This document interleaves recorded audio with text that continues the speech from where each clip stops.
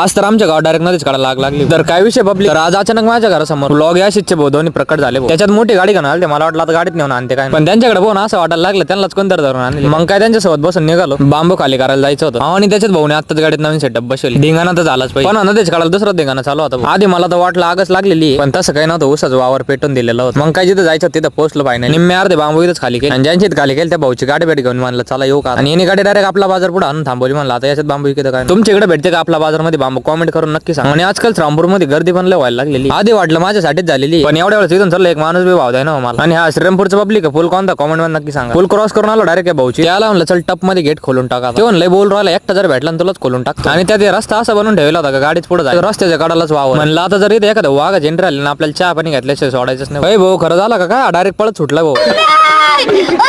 आणि तेवढं समोरच्या कांद्याच्या वावरात दोन डोळे चमकत होते. लाईट गेली बाबू, पण तो गाडीचा लाईट. मग काय भावाला म्हणलं टपाटपा मध्ये